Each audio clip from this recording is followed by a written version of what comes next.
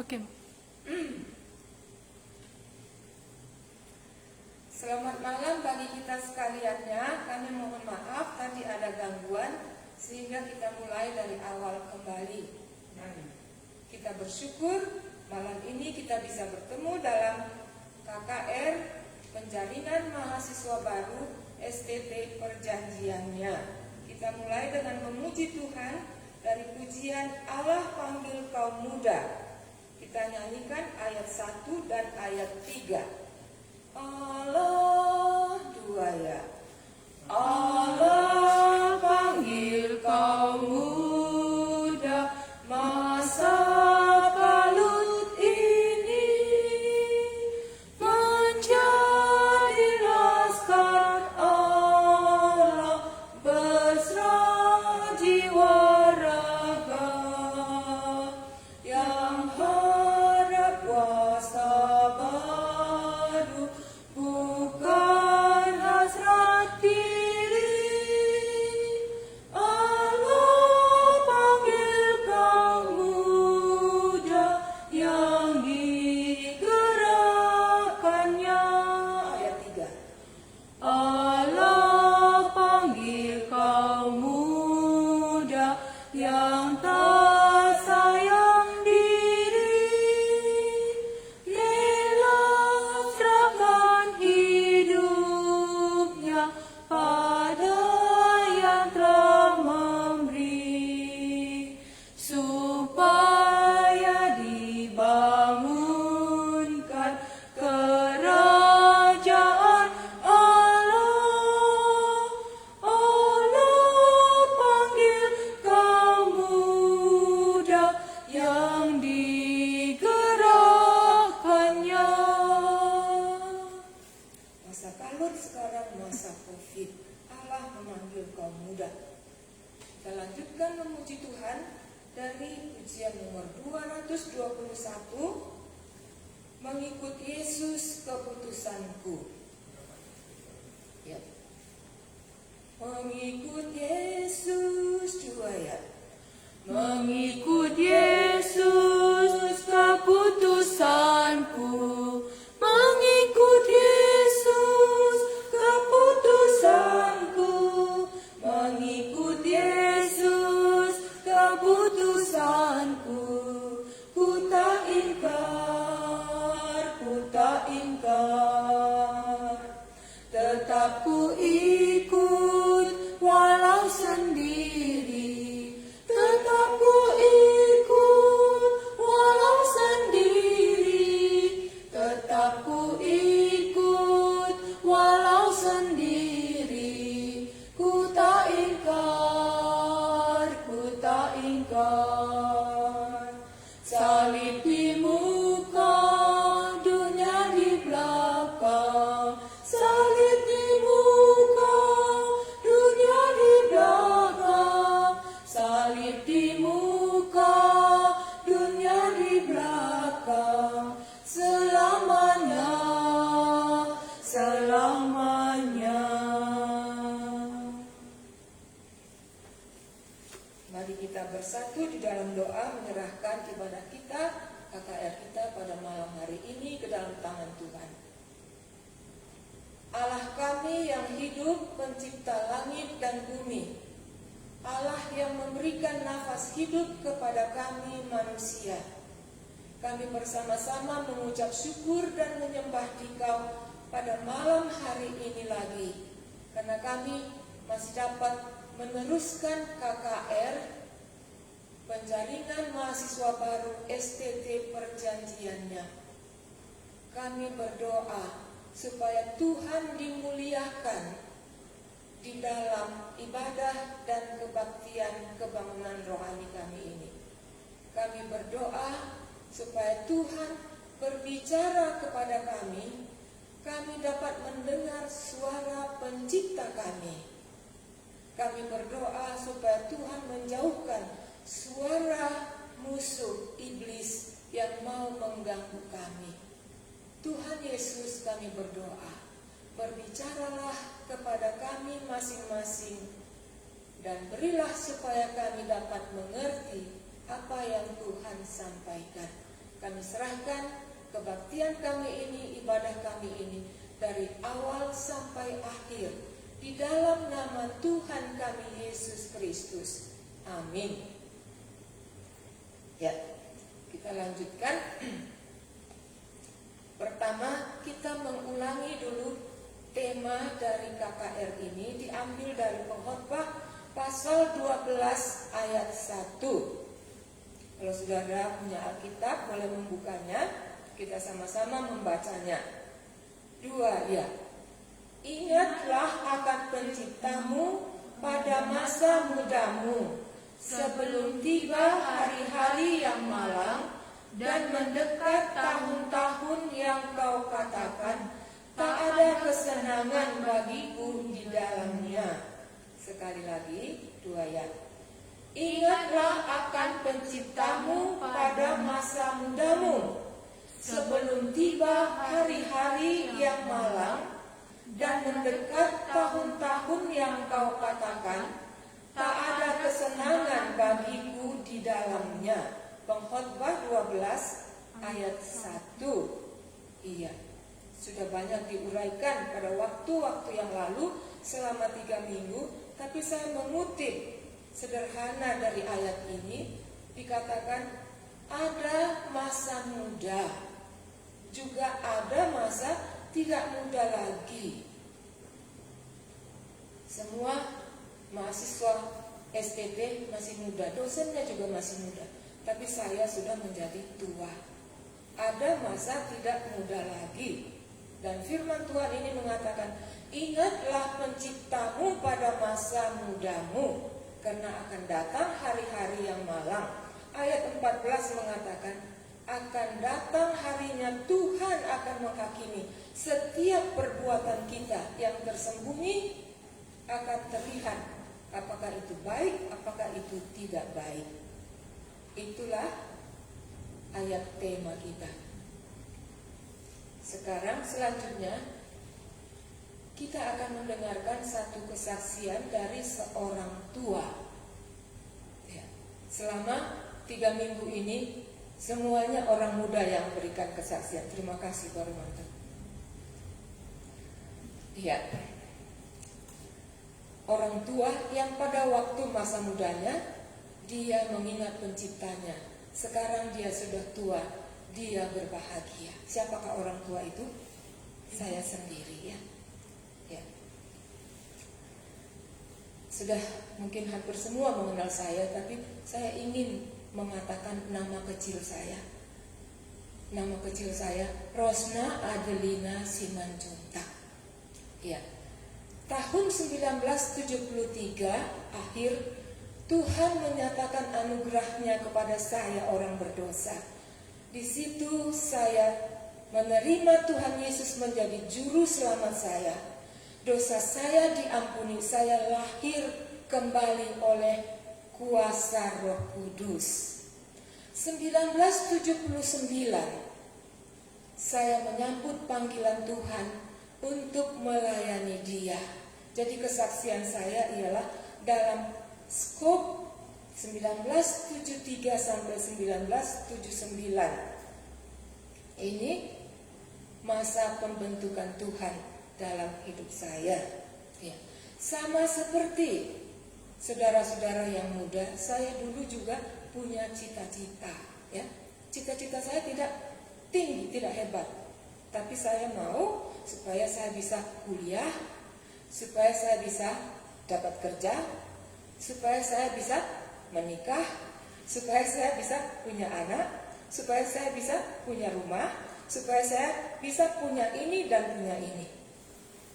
Singkat, sederhana, saya mau hidup saya diatur oleh saya sendiri. Inilah intinya. Saya tidak mau hidup saya diatur oleh orang tua saya. Saya tidak mau hidup saya diatur oleh Tuhan. Inilah saya. Sudah bertobat? Sudah. Itulah dia. Iya. Sehingga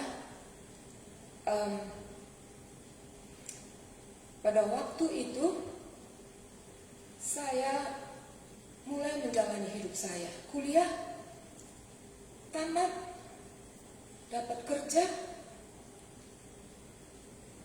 punya pacar untuk teman hidup. Begitulah saya waktu itu. Jadi termasuk sukses ya. Bisa saya katakan semua sampai saat itu yang saya inginkan ada. Iya. Jadi sesudah saya bekerja, saya dulu kuliahnya bahasa Inggris, jadi saya mengajar bahasa Inggris di daerah Polonia, Medan. Sesudah 1 tahun saya mengajar, 1 kali pulang dari sekolah mengajar, dalam hati saya berpikir, apakah ini akan terus menjadi profesi saya? Sampai mati saya adalah guru bahasa Inggris. Itu mulai ada dalam hati saya. Iya. Kemudian satu lagi yang jelas dalam hati saya. Tuhan mau supaya saya menyerahkan hidup saya untuk melayani Dia. Inilah dia. 2 hal ini makin hari makin kuat terdengar dalam hati saya. Makin tidak bisa saya abaikan. Iya. Yang pertama tadi, saya mau hidup untuk diri saya, dan saya berpikir apakah ini terus menjadi profesi saya. Yang kedua, suara Tuhan yang mengatakan, saya mau hidupmu engkau berikan kepada saya. Tidak ada yang lain, saya yang mengaturnya. Demikian. Iya. Jadi saya singkatkan, pada waktu itu saya pikir ini hanya sederhana saja. Kan tidak salah kalau saya bekerja, tapi saya nanti melayani Tuhan, menolong hamba Tuhan. Saya akan menjadi orang yang paling rajin menolong pendeta nanti di gereja. Kan gak salah, saya pikir begitu ya. Tapi akhirnya saya melihat ini sangat serius. Saya mengajak saudara-saudara untuk membaca satu bagian firman Tuhan, itulah dalam Lukas pasal 19 ayat 27. Lukas 19 ayat 27.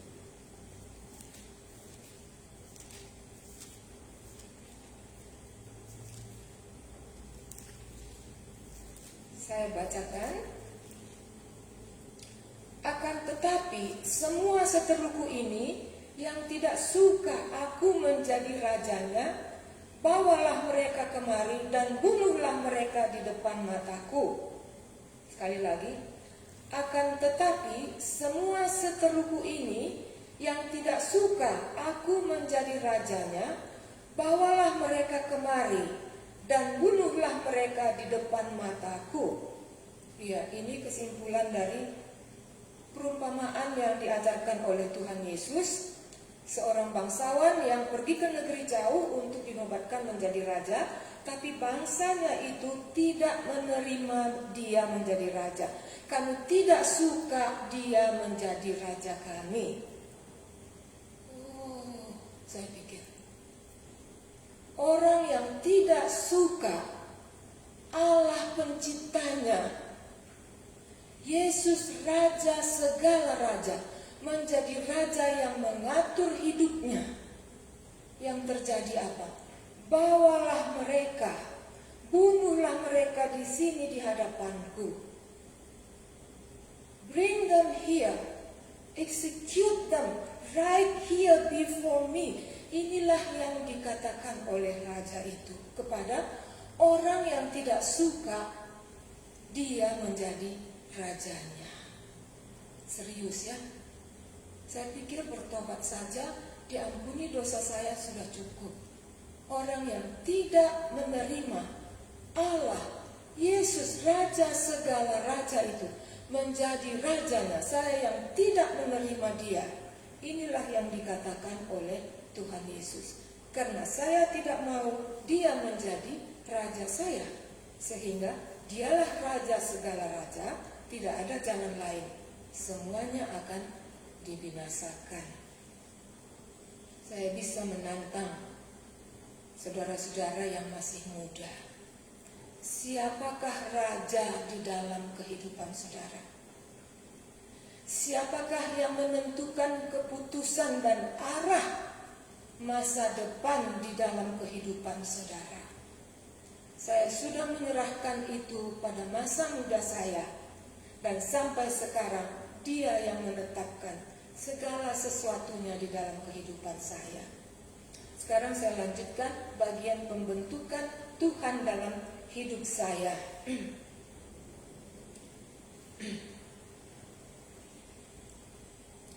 Iya, tadi sudah saya katakan, sesudah saya mengikut Tuhan mulai tahun 1973 sampai kepada tahun 1979, di situ ada dua hal yang makin kuat di dalam hati saya.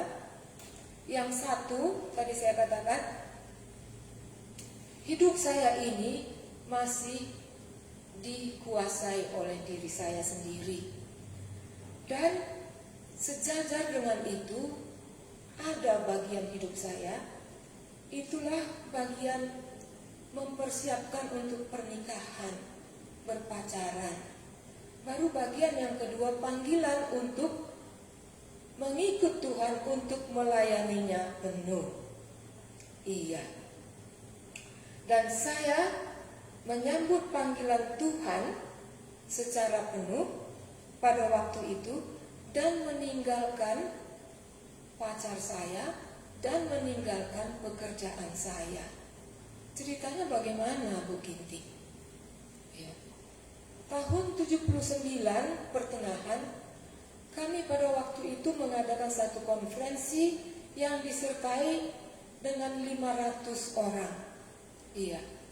Dan pada waktu itu saya tidak sibuk sebagai panitia, jadi saya bisa mendengarkan firman Tuhan dari season kepada season yang lain. Di situ Tuhan melayani saya. Sampai saya meyakini Tuhan mengatakan, inilah waktunya saya mau kamu menyambut, kamu mengambil keputusan, menerima panggilan saya sepenuhnya untuk melayani saya. Itu titik balik, turning point bagi saya. Keputusan yang drastis, yang tidak mudah. 5 hari saya bergumul, iya atau enggak, iya atau enggak. Pada hari terakhir saya katakan, Tuhan, saya tahu saya bergumul karena saya tidak rela. Dan saat ini saya katakan iya kepada Tuhan. Apapun yang Tuhan sediakan, saya katakan iya. Kalau Tuhan katakan, putuskan pacarmu, tinggalkan pekerjaanmu, saya akan katakan iya, iya. Dan sepulang dari konferensi, saya masuk di kamar saya berlutut lagi, meneguhkan kembali dalam doa saya. Tuhan Yesus, saya menyambut Engkau sebagai Rajaku. Segala sesuatu masa depan hidupku, Engkau yang menetapkannya. Hidup saya sepertinya waktu itu seperti perahu yang berlayar, tapi masih ada tali-talinya yang diikatkan ke daratan. Dan pada saat itu, saya sendiri yang dengan senang hati rela memutuskan setiap tali yang mengikat hidup saya, perahu saya ke daratan. Sekarang saya siap sebagai perahu yang akan dihembuskan oleh angin. Itulah Tuhan sendiri. Saya berlutut berdoa, ini keputusan yang tidak akan saya cabut lagi, Tuhan. Sederhana saja. Iya. Dan besoknya atau minggu depannya, hari Senin, saya pergi ngajar. Saya katakan kepada kepala sekolah, Ibu, dalam waktu yang dekat saya berencana akan meninggalkan pekerjaan saya. Saya katakan ini supaya Ibu bisa menyiapkan pengganti saya. Saya sangat terkejut hari itu juga kepala sekolah mengatakan, Selesai nanti semua guru mengajar, kita berkumpul di kantor, ada acara, dia katakan. Acara apa itu? Dia langsung buat perpisahan untuk saya. Dia suruh orang beli kado, dibungkus demikian rupa cantik. Dan kami makan dan dikatakan, Ibu Ginting memutuskan untuk tidak lagi bersama kita mengajar di sini. Dan di situ saya merasakan, saya seperti meniti satu jembatan atau sepotong kayu dari arah sini ke arah sana. Dan begitu saya sampai di sana, jembatan saya itu dicopot gitu ya. Iya. Langsung dibuat apa tuh? Perpisahan. Jadi kalau nggak jadi. Malu ya. Karena udah dibuat perpisahan. Itulah dia. Dan saya memutuskan pacar saya. Iya. Kemudian selanjutnya bagaimana? Saya mulai membaca Alkitab saya mulai dari kitab Kejadian, Keluaran dan selanjutnya. Dan saya bertemu dengan kitab Yosua pasal 21 ayat 45. Tahukah saudara apa itu? Dari segala yang baik yang dijanjikan Tuhan kepada kaum Israel, tidak ada yang tidak dipenuhi, semuanya terpenuhi. Waktu saya membaca ini, saya begitu terkesan. Terkesannya bagaimana? Saya terpesona dan kagum dengan Allah Israel yang berjanji dan menepati semua janjinya itu. Saya tidak sengaja menghafal, tapi terhafal oleh saya. Begitulah berkesannya. Pada waktu yang bersamaan, Pak Ginting di Kalimantan membaca bagian Alkitab yang sama, ya. Dan kesan sama Pak Ginting lain. Dia merasakan Tuhan berkata, wanita yang ayat ini adalah bagian firman Tuhan yang sangat berkesan dalam hidupnya, itulah yang akan menjadi istrimu. Begitu. Dia di Kalimantan, saya di Medan. Iya. Dan singkatnya, dia selesai kuliah, selesai praktek di Kalimantan, dia kembali ke Medan dan melamar menjadi staff worker di persekutuan di mana kami melayani. Iya. Dan persis pada waktu itu kami akan mengadakan satu konferensi tahunan dan akan membahas kitab Yosua. Di situ kami ada 5 orang pekerja yang penuh. Ada baiknya sebelum kita melayani orang dengan kitab Yosua, ada baiknya kalau kita belajar kitab Yosua dulu. Pak Ginting anjurkan kepada kami. Kami begitu gembira karena kami semua belum sekolah Alkitab, dia sudah sekolah Alkitab. Kamu yang pimpin, kami bilang begitu ya. Senang sekali kami. Iya. Kemudian dia bilang, sebelum kita mulai belajar, saya mau tanya, adakah di antara kalian yang punya ayat yang berkesan dari kitab Yosua ini? Katanya begitu. Terus saya nyeletuk gitu ya. Aku ada gitu. Lupa pasal berapa, lupa ayat berapa, tapi tahu aku ayatnya. Dan segala yang baik yang dijanjikan Tuhan kepada kaum Israel, tidak ada yang tidak dipenuhi. Semuanya terpenuhi. Dengan puasnya saya karena ayat itu begitu berkesan bagi saya. Kata Pak Ginting, dia tertawa. Saya marah sama dia. Kenapa kamu tertawa? Saya rasakan ketawanya agak gendut gitu ya. Ternyata laki-laki ini, saya pikir begitu waktu itu. Tapi kami teruskan ya. Dia lihat saya belum siap waktu itu. Jadi selanjutnya bagaimana Bu Ginting, Pak Ginting menyatakan cintanya? Gitu mungkin ya pertanyaannya.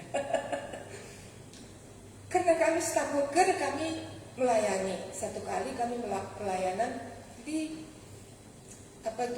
camping Pramuka Bandar Baru ya. Selesai itu pulangnya sambil kami menunggu bus, kami berjalan di situ. Disitulah disempatkannya. Dia caranya gimana ya?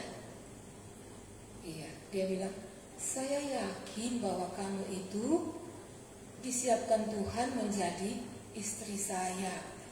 Saya kayak ditimpa sesuatu,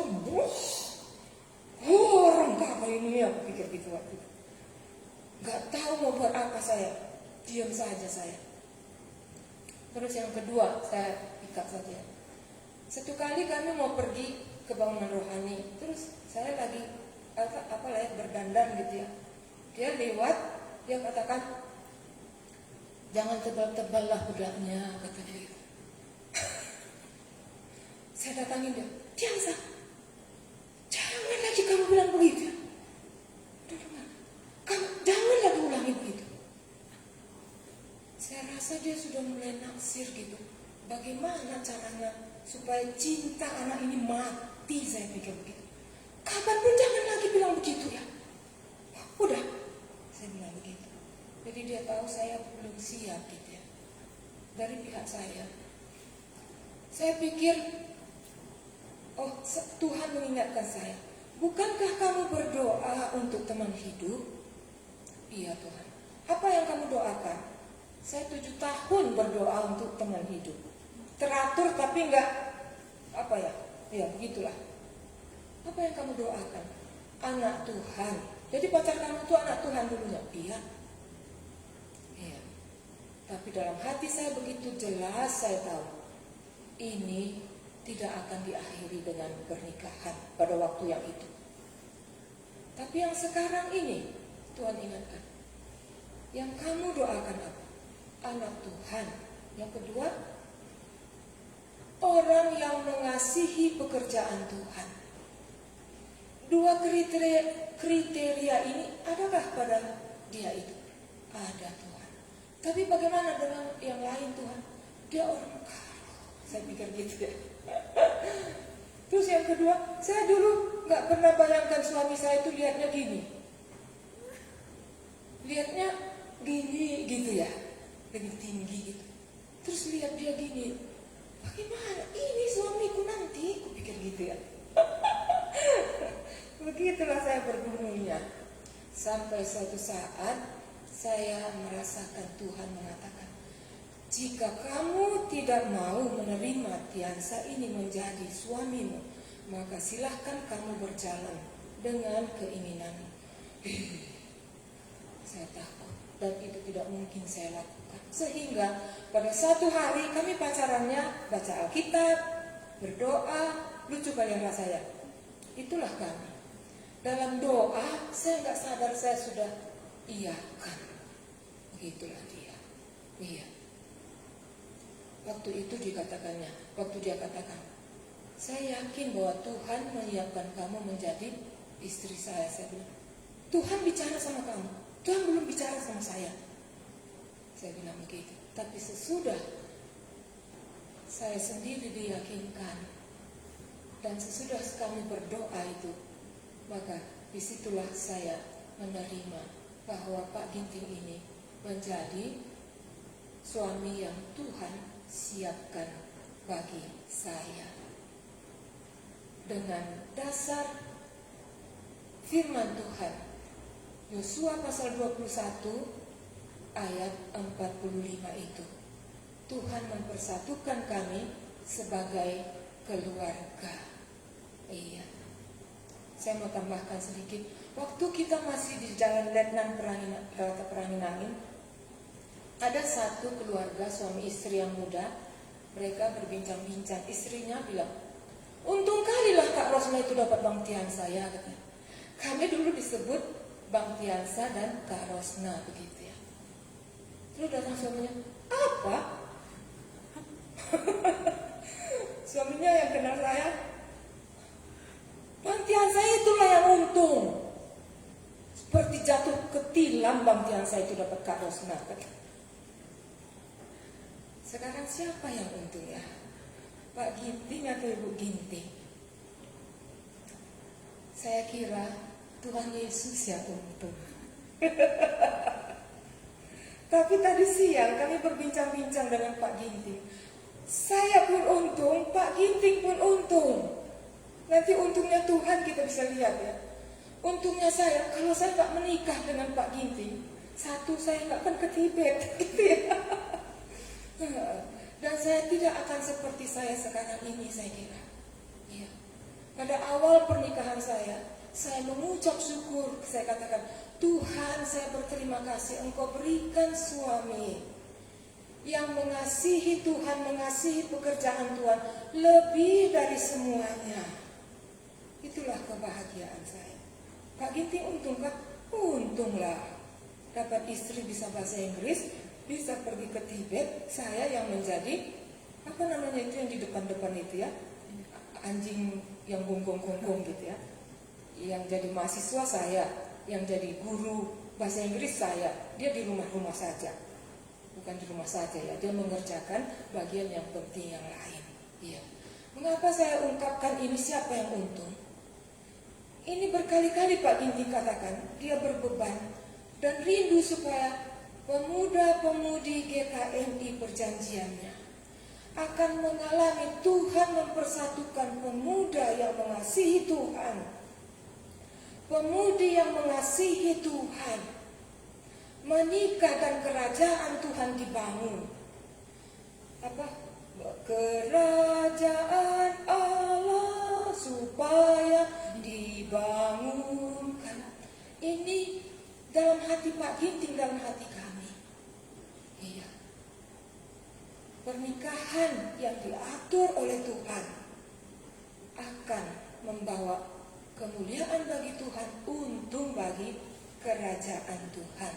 Jadi Pak Ginting untung, Bu Ginting juga untung, Tuhan Yesus juga untung. Itulah kesaksian saya, bagaimana Tuhan membentuk saya sampai saya meninggalkan pekerjaan, meninggalkan pacar saya yang dulu, dan saya berbahagia.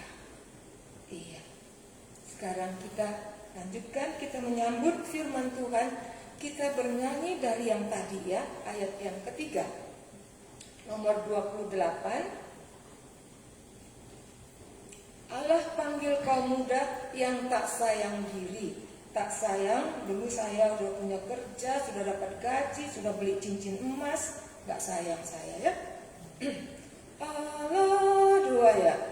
Allah panggil kaum muda yang tak sayang diri, rela serahkan hidupnya pada yang telah memberi, supaya dibangunkan kerajaan Allah. Allah panggil kaum muda yang digerakkannya. Kita mendengarkan firman Tuhan.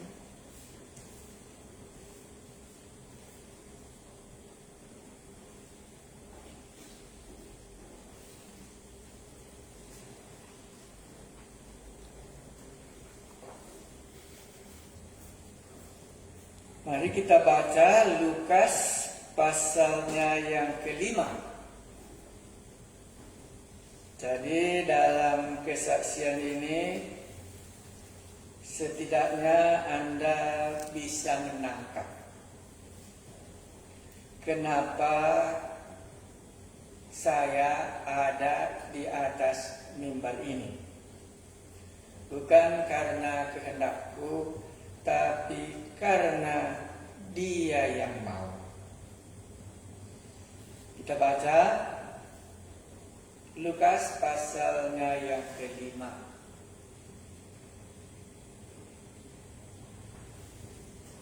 Dalam bagian ini kita coba membuat pemikiran pertama sekali.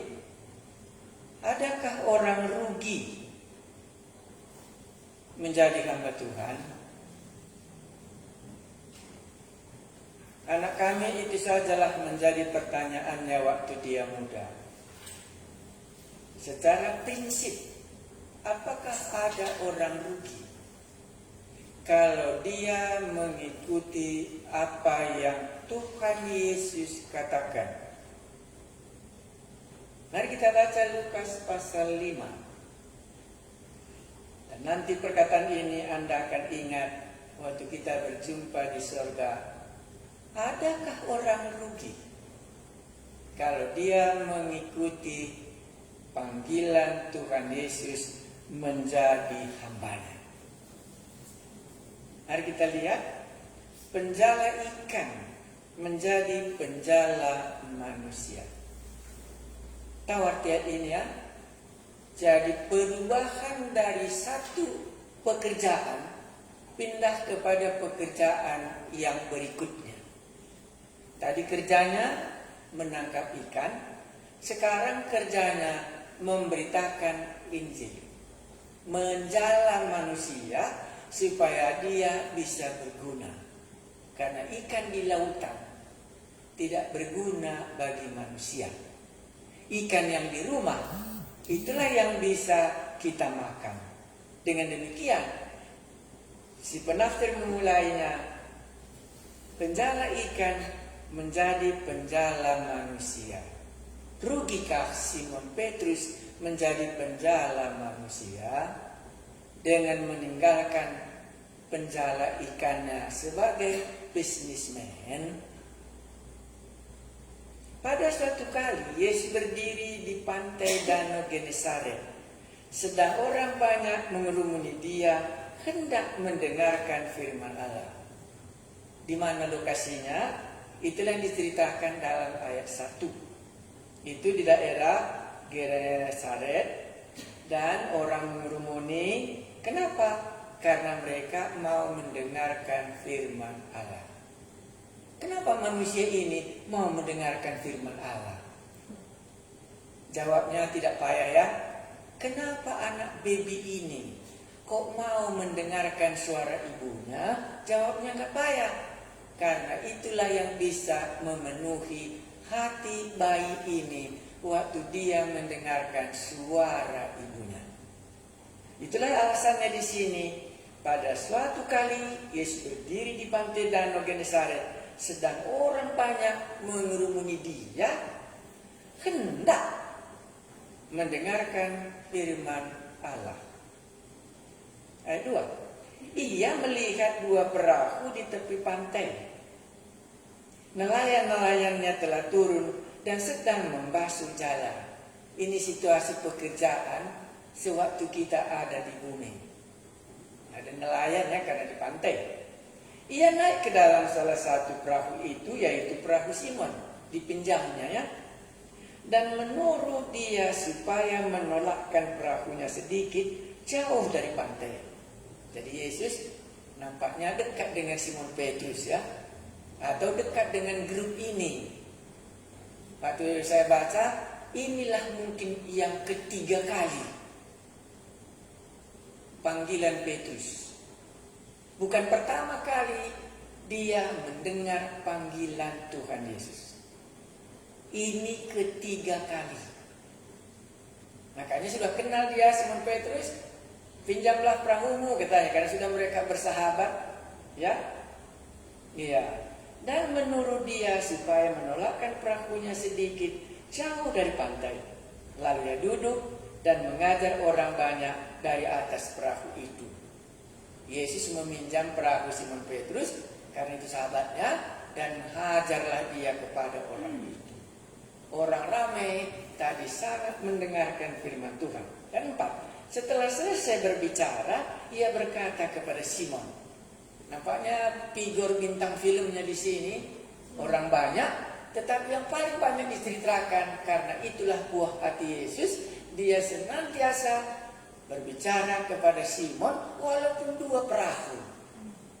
Dengan sengaja dipilihnya. Dan setelah selesai berbicara, ia berkata kepada Simon lagi, bertolaklah ke tempat yang dalam dan tebarkanlah jalamu untuk menangkap ikan.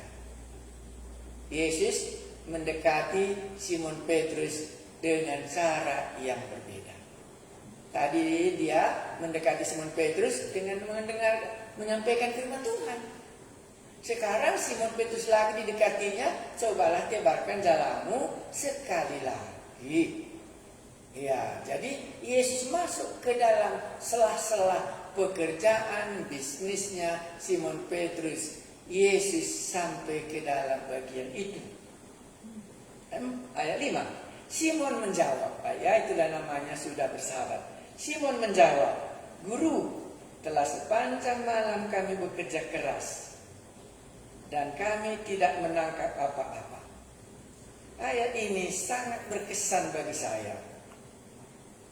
Simon terbuka dalam nasibnya hari itu, rezekinya pada hari itu tidak dapat menangkal apa-apa. Boleh dikatakan malam itu adalah malam sial. Sebagai penangkap ikan gagal pulang ke rumah. Jadi kalau lihat karakternya Simon, baik ya, sudah pun gagal, tapi waktu Tuhan Yesus suruh, perahumu katanya masih dikasihnya. Sesudah itu bisa diungkapkannya keluhannya. Dinyatakannya lah keadaan hidupnya apa adanya. Apa keadaan hidupnya pada saat ini? Guru. Di sini Yesus sebagai guru bagi dia ya. Karena tadi baru mengajar firman Tuhan, jadi cocok. Guru, telah sepanjang malam kami bekerja keras. Maka pulanglah ke rumah dengan tangan yang kosong. Tidak menangkap apa-apa. Hidup pada hari itu adalah hidup yang tidak berhasil. Itulah maka temanya saya buat di situ, kegagalan Simon Petrus. Kedatangan Yesus mengunjungi dia. Simon menjawab, "Guru, telah sepanjang malam kami bekerja keras dan kami tidak menangkap apa-apa." Memang baik. Waktu Yesus datanglah, baru bisa kita mengungkapkan apa isi hati kita kepadanya.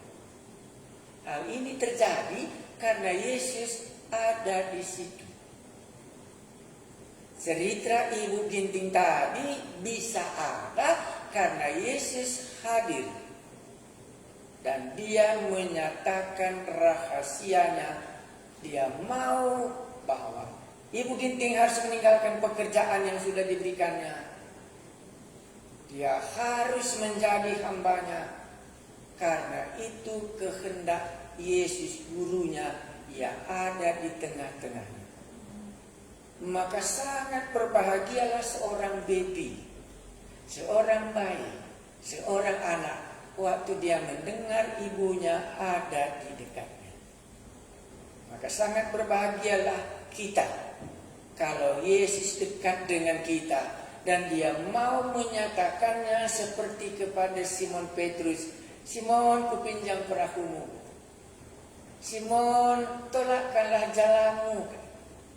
Sudah sepanjang malam guru nggak dapat ikan." Terhiburlah hati bayi itu waktu mendengar suara penciptanya. Apakah Allah itu kasar? Apakah dia mau merebut ke cita-cita kita itu? Apakah dia mau memaksa kita sesuai dengan kehendaknya? Saya tidak pernah lihat ibu memaksa anaknya. Membiarkanlah anaknya ini kok sangat senang dia dengan ibunya. Makanya dikatakan di sini, bertolaklah ke tempat yang dalam dan tebarkanlah jalamu untuk menangkap ikan.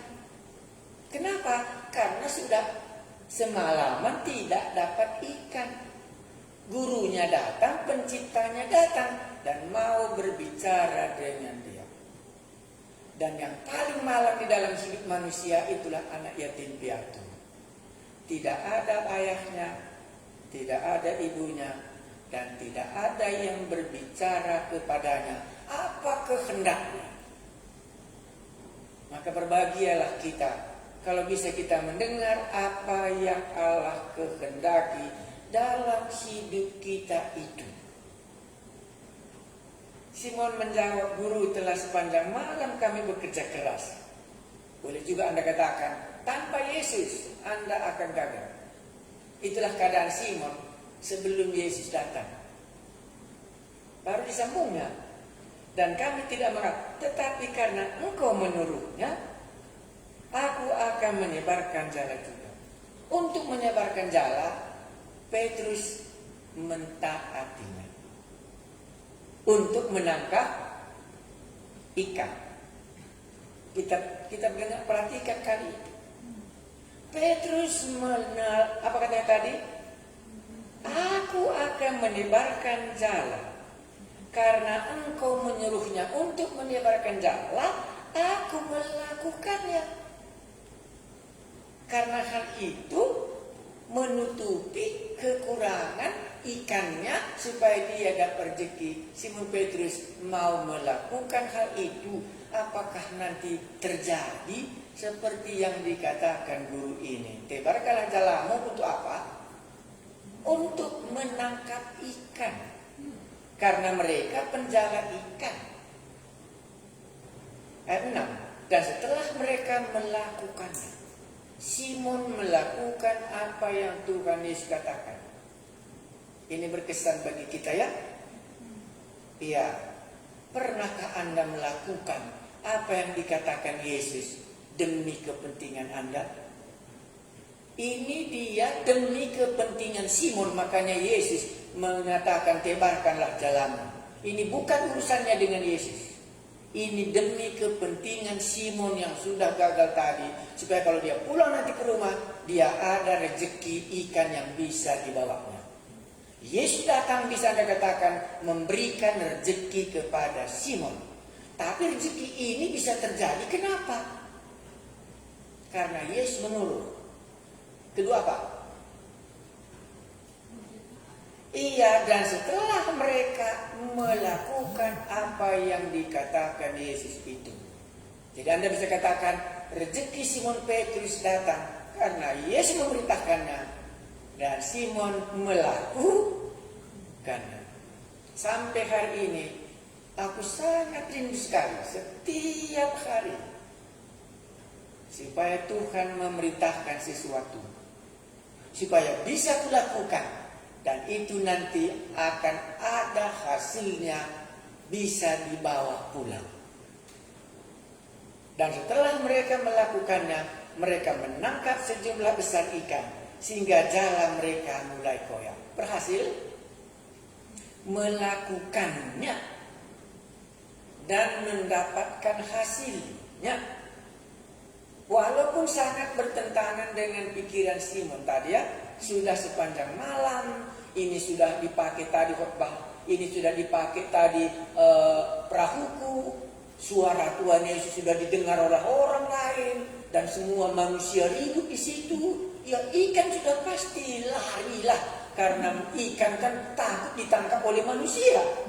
Tetapi karena engkau yang menyuruhnya dan aku yang melakukannya, maka mereka melihat ada hasil. Yang 7, lalu mereka memberi isyarat kepada teman-temannya di perahu yang lain, supaya mereka datang membantunya. Dan mereka itu datang, lalu mereka bersama-sama mengisi kedua perahu itu dengan ikan hingga hampir tenggelam. Mungkin Anda katakan, Simon, karena engkau mentaati apa yang dikatakan Allah, itulah maka kita berhasil pulang ke rumah. Mungkin mata semua saudara-saudara di Simon Petrus melihat berhasil kita pulang.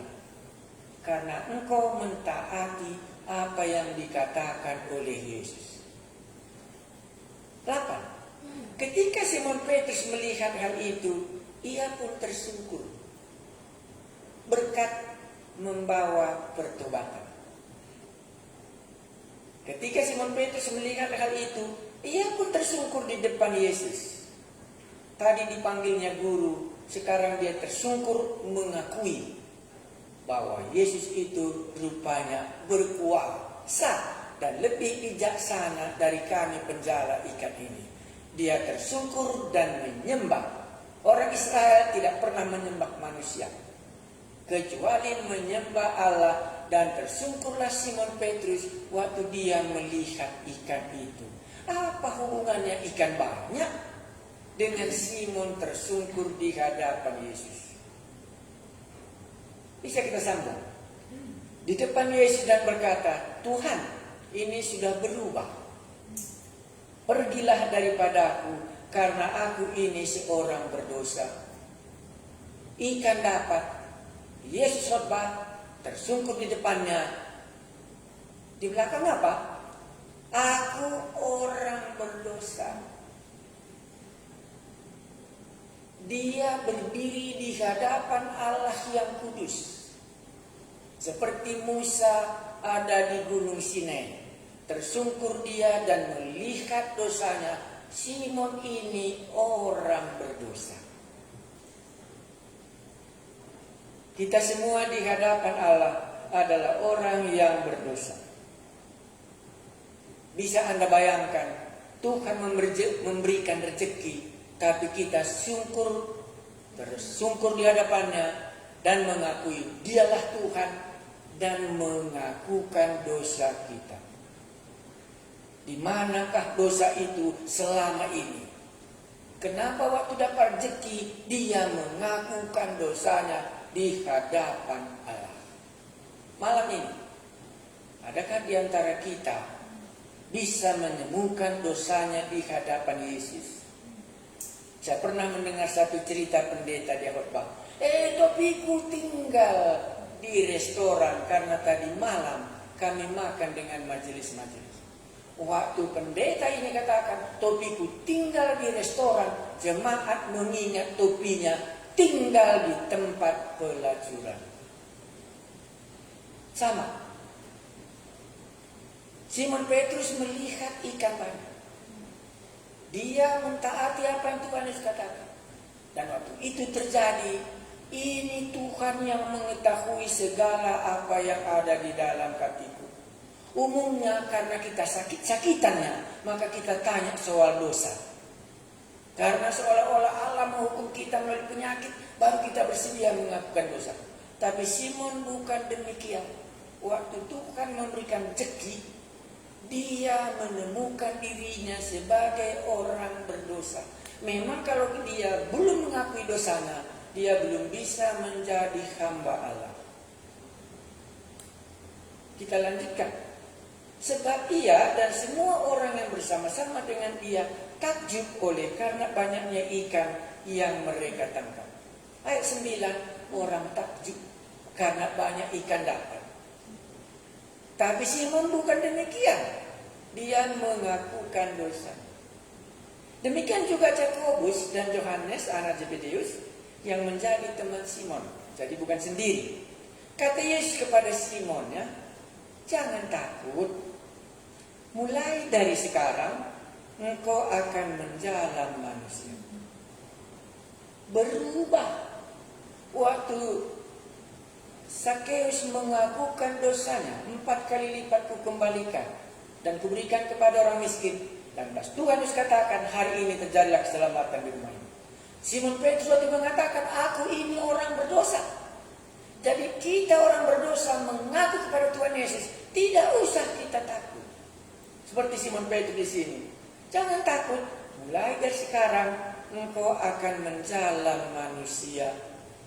Tadi cuma ikan diberikan Yesus, sekarang berubah statusnya menjadi penjalan manusia. Inilah panggilan Yesus kepada Simon Petrus. Mungkin Anda boleh katakan, berubah statusnya dari penjala ikan, dari bisnis menjadi penjala manusia. Rugikah nanti Simon Petrus ini? Bangkrutkah nanti perusahaannya itu? Menjadi miskinkah nanti dia kalau dia tinggalkan jalannya dan mengikut Yesus? Dan sekarang dia menjala manusia menjadi rasul. Baru disambung ayat 11. Dan sesudah mereka menghela perahu-perahunya ke darat, mereka pun meninggalkan segala sesuatu lalu mengikut Yesus. Kata apa yang Anda berkesan dalam ayat 11 ini? Mengikut Yesus?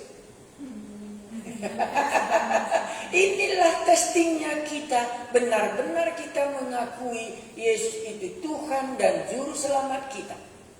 Kata apa yang Anda berkesan dalam ayat 11 ini saya baca. Dan sesudah mereka menghela perahu-perahunya ke darat. Tahu artinya itu ya? Sesudah mereka menghela semua rezeki itu. Sesudah berkat banyak dapat ikan. Baru dikatakannya, mereka pun meninggalkan segala sesuatu, lalu mengikut Yesus. Saya ulangi, mereka pun meninggalkan segala sesuatu, lalu mengikut Yesus. Ibu Ginting tadi dalam hatinya, sampai selamanyakah aku hanya menjadi guru seperti ini sampai tua? Atau adakah pekerjaan yang lebih mulia? Sampai selamanyakah aku jadi tukang ikan, lantas bisnis ikan ini sampai tua? Makanya berkesan bagi kita di sini, mereka pun meninggalkan segala sesuatu. Salahkah ikan yang diberikan itu? Salahkah bisnis yang sudah berhasil dibuat Yesus pada hari ini? Tidak salah. Tapi itu bukan urusan Simon. Itu urusan orang tuanya dan semua company-nya. Tetapi Simon meninggalkan segala sesuatu yang dianugerahkan ini dalam semua berkat materi. Dan sekarang dia mengikut Yesus. Ditemukan Petrus jalan hidupnya yang baru. Inilah yang aku mau katakan. Ditemukan Petrus jalan hidup yang baru. Abraham meninggalkan tanah Ur Kasdim, menemukan jalan hidup yang baru, pindah ke tanah Kanaan. Musa menemukan jalan hidup yang baru, meninggalkan tanah Midian, membawa umat Israel keluar dari tanah Mesir. Ditemukan Petrus jalan hidup yang baru, karena Tuhan Yesus katakan kepadanya, jangan takut, mulai dari sekarang engkau akan menjala manusia. Dan sesudah mereka menghela perahu-perahunya ke darat, mereka pun meninggalkan. Kalau kita mau mengikuti Yesus, ada yang harus kita tinggalkan. Mungkin ada di antara kita ini sudah lama mengikuti Yesus. Makanya inilah panggilan Petrus yang ketiga kali yang saya tahu dalam cerita ini. Tapi panggilan pertama, kedua, mungkin dia tidak meninggalkan apa-apa, hanya mengikut Yesus. Tidak ditinggalkan, tapi mengikut Yesus. Bahkan nanti masih jumpa kita Yohanes pasal 21, kembali lagi dia menangkap ikan. Adakah yang Anda tinggalkan baru mengikut Yesus? Perpisahan dengan guru-guru, itulah yang ditinggalkan oleh Ibu Ginting dan menjadi hamba Tuhan. Gaji tanggal 1 menjadi putus. Ditinggalkan dan mencari pekerjaan yang baru. Di mana pekerjaan itu? Harus ada yang kita tinggalkan, saudara-saudara, kalau mau mengikuti Yesus. Ini Simon Petrus mengaku dosanya dan dia tinggalkan itu. Dan dia tinggalkan berkat yang diberikan oleh Tuhan ini. Dan dia mengikuti Yesus. Tanpa meninggalkan, tidak mungkin mengikutnya. Maka saya tutup tadi di sini. Ditemukan Petrus jalan hidup yang baru sebagai pemuda-pemudi. Karena itu yang kita mau. Sekarang Anda dapat bertanya, rugikah Simon Petrus meninggalkan segala sesuatunya ini dan mengikut Yesus sebagai rasul? Berhasilkah atau rugi? Tadi sudah diberikan Yesus buktinya, dia berhasil menangkap ikan. Tetapi dia akan kembali lagi, Simon Petrus ini akan berhasil mendirikan gereja perjanjian baru seluruh dunia ini. Pembesar-pembesar yang lain, orang-orang kaya yang lain, lenyap namanya semua. Tapi Simon Petrus sampai hari ini tidak akan lenyap di dalam kerajaan Allah. Dan tidak akan lenyap. Malam ini kita dengar bagaimana Simon Petrus menemukan jalan hidupnya yang baru karena Yesus memanggil dia. Bagi saya mengikut Yesus, panggilan ini tidak sedikit pun menjadi pertimbangan bagi saya. Bahwa mengikut Yesus jauh lebih baik daripada semua hidup apapun yang ada dalam dunia ini. Jadi saya bangga sekali mendengarkan penciptaku itu sebelum malam tiba maka masing-masing orang akan diadili. Dan di dalamnya lah kuharap Roh Kudus malam ini sesuai dengan doa yang aku panjatkan, supaya kami bisa melihat mengikut Yesus kapanpun tidak akan menyesal. Tetapi pengurus bisnis, pengikut yang lain semua, banyak yang akan mengalami penyesalan di hari tuanya, tapi tidak bisa lagi diulangi karena Tuhan hanya memberikan sekali hidup di bumi ini. Apakah Petrus menurut Anda menyesal? Supaya kita dapat mempertimbangkan Allah yang maha kuasa ini. Apakah rugi mengikut Dia? Apakah lebih berhasil nanti kalau Anda mengikuti cita-cita yang Anda harapkan? Dan saya harapkan cita-cita Anda itu akan terpenuhi. Supaya nanti Anda bisa melihatnya, inilah cita-cita yang berasal dari Allah. Dan sampai hari ini nama Simon Petrus sudah 2000 tahun lebih. Tidak pernah dikatakan dalam Alkitab ini, inilah orang yang menyesal hidup. Tetapi semua yang lain Anda akan bisa menemukannya. Kok sebentar cuma namanya terkenal. Dan sesudah itu lenyap. Saya tidak tahu apa cita-cita Anda. Tetapi menyesalkah Simon Petrus menyerahkan hidupnya menjadi penjalan manusia berubah? Dia sudah menemukan jalan hidupnya yang baru. Mari kita berdoa. Kami telah mendengar cerita Yesus yang menemui Simon Petrus dalam kegagalannya. Dan Yesus membuat dia berhasil dalam bisnisnya. Tetapi dalam berhasil itu dia menemukan dosanya. Dan di dalam mengakukan dosanya itu, Tuhan Yesus mengubah jalan hidupnya yang baru menjadi penjalan manusia. Hari ini kami masing-masing telah mendengarkan perkataan-Mu ini. Kalau kami sedang bergumul jalan hidup yang akan kami lalui. Mana tahu ada di antara kami menjadi hamba Tuhan itu, menurut dia itu pekerjaan yang menggagal dalam cita-citanya.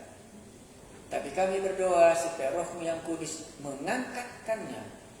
Supaya nanti di hari tuanya dia bisa melihat. Inilah membuat Simon Petrus berubah. Dan sampai hari ini kami boleh katakan bahwa Simon Petrus orang yang tepat mendengarkan dan melakukan apa yang dikatakan oleh Allah. Adakah di antara kita malam ini dipanggil oleh Yesus bisa meninggalkan segala sesuatu dan mengikut Yesus? Aku mau meninggalkan segala sesuatu karena Tuhan mengatakannya. Dan aku akan mengikut Yesus menjadi hambanya karena itulah yang dikehendakinya dalam hidupku. Dan setelah ku dengar kesaksian hamba Tuhan itu, dia tidak pernah menyesal. Dan bahkan sukacitanya dan tahu pasti akhir hidupnya orang yang berhasil membawa orang-orang berdosa bisa diselamatkan dan nanti bertemu di sorga bersorak-sorai dengan malaikat-malaikatnya, dengan Yesus yang hadir di tengah-tengah kita malam ini. Adakah di antara kita orang berdosa mau bertobat? Dan adakah di antara kita meninggalkan yang tidak berkenan di hadapan Allah dan mengikut Yesus? Ambillah keputusan Anda malam ini, sehingga Anda tahu di hari tua saudara, kami sudah dahulu muda sebagai orang yang mengambil keputusan menjadi hamba Tuhan, dan hari ini sudah menjadi tua. Tetapi kalau boleh kami katakan, dengan semua sebaya kami jauh lebih berbahagia mengikut Yesus.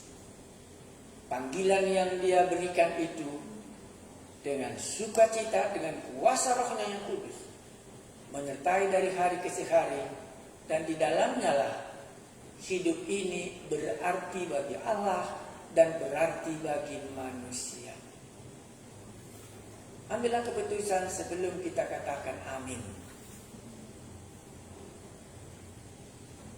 Sudahkah Anda menemukan jalan hidup Anda yang baru sesudah Anda bertobat? Atau sesudah bertobat tapi cita-citamu masih jalan terus? Boleh. Sampai nanti gagal baru kembali? Boleh.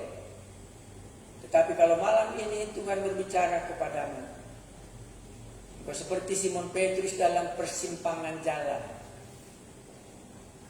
meninggalkan dosa itu dan mengikut Yesus. Terpujilah namamu, Yesus Tuhan dan Juru Selamat kami yang hadir di tengah-tengah kami, berbicara kepada kami masing-masing. Terpujilah namamu, Engkaulah Yesus yang kami muliakan. Engkaulah Juru Selamat kami yang sudah menyelamatkan kami. Amin.